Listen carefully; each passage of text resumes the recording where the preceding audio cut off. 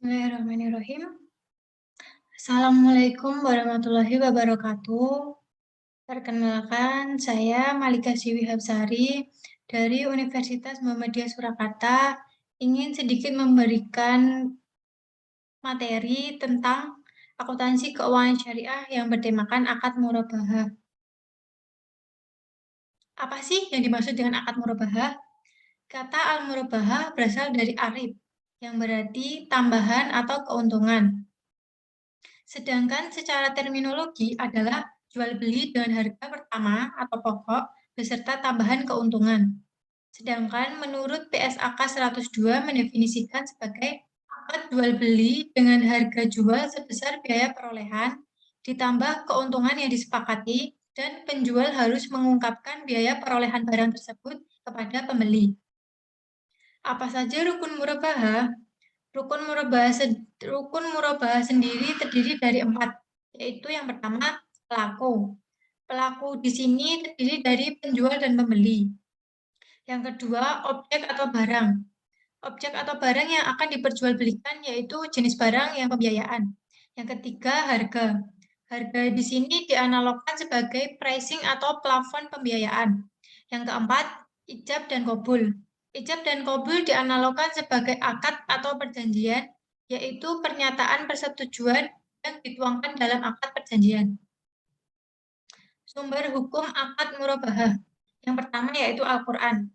Terdapat pada Quran Surat An-Nisa ayat 29 yang bunyinya Ya ayyuhalladzina amanu la ta'kulu amwalakum bainakum bil batili illa an takuna tijaratan antaradim minkum wala taqtulu anfusakum innallaha kana bikum rahima, yang artinya, hai orang-orang yang beriman, janganlah kamu saling memakan atau mengambil harta sesamamu dengan jalan yang batil, kecuali dengan jalan perniagaan yang berlaku dengan sukarela di antaramu.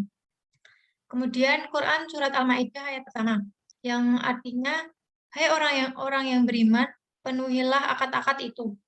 Yang ketiga, Quran Surat Al-Baqarah ayat 275, yang artinya, Allah Subhanahu wa Ta'ala telah menghalalkan jual beli dan mengharamkan riba. Yang kedua, sumber hukum akad murabahah yang kedua yaitu Al-Hadis. Dari Abu Sa'id Al-Khudari bahwa Rasulullah Shallallahu Alaihi Wasallam bersabda, sesungguhnya jual itu harus dilakukan suka sama suka. Hadis riwayat Al-Baihaqi, Ibnu Majah, dan Sahih menurut Ibnu Hibban. Jenis murabahah. Yang A, murabahah tanpa pesanan. Pada murabahah ini, pengadaan barang dilakukan atas dasar persediaan yang harus dipelihara dan memperhatikan adanya pesanan atau tidak adanya yang akan membeli atau tidak. Yang B, murabahah dengan pesanan.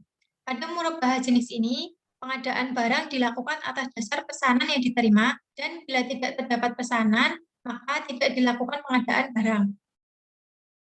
Pengakuan dan pengukuran akuntansi untuk penjual dan pembeli. Yang A, akuntansi untuk penjual. Nomor 1, pada saat perolehan. Pada saat perolehan, aset diakui sebagai persediaan sebesar biaya perolehan. Yang nomor 2, pada saat terjadinya akad. Pada saat terjadinya akad, pada akad murabahah, piutang murabahah diakui sebesar jumlah tagihan kepada pembeli. Yang ketiga, pada akhir periode laporan keuangan. Piutang murabahah pada akhir periode laporan keuangan dinilai sebesar nilai bersih yang dapat direalisasikan, yaitu saldo piutang dikurangi penyisihan kerugian piutang. Yang B, akuntansi untuk pembeli.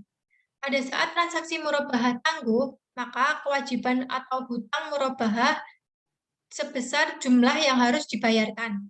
Yang kedua, terhadap biaya perolehan. Jika murabahah tunai, maka diukur sebesar harga beli ditambah biaya transaksi. Dan jika murabahah tangguh, maka diukur sebesar biaya perolehan tunai. Yang nomor 3, denda yang dibayarkan diakui beban. Yang nomor 4, potongan atas uang muka akibat pembatalan akad diakui sebagai beban.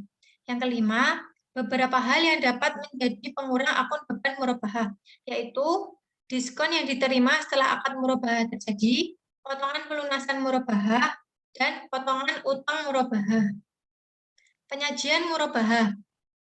Penyajian murabahah diatur dalam PSAK 102 Part 37 sampai 79.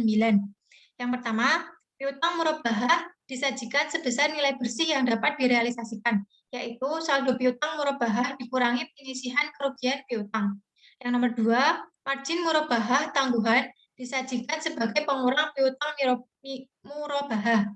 Yang ketiga, beban murabahah tangguhan disajikan sebagai pengurang utang murabahah. Pengungkapan murabahah. Pengungkapan murabahah sendiri diatur dalam PSAK 102 Part 40 sampai 41.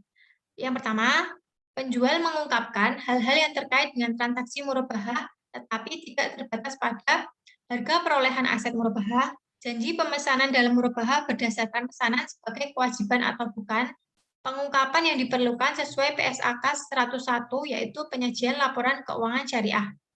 Yang kedua, pembeli mengungkapkan hal-hal yang terkait dengan transaksi murabahah, tetapi tidak terbatas pada nilai tunai aset yang diperoleh dari transaksi murabahah, jangka waktu murabahah tangguh, dan pengungkapan yang diperlukan sesuai PSAK 101, yaitu penyajian laporan keuangan syariah.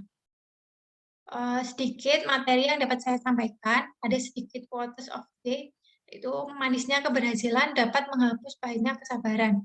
Ali bin Abi Thalib. Sekian materi yang dapat saya sampaikan. Apabila ada benarnya itu dari Allah dan apabila ada salahnya itu dari saya.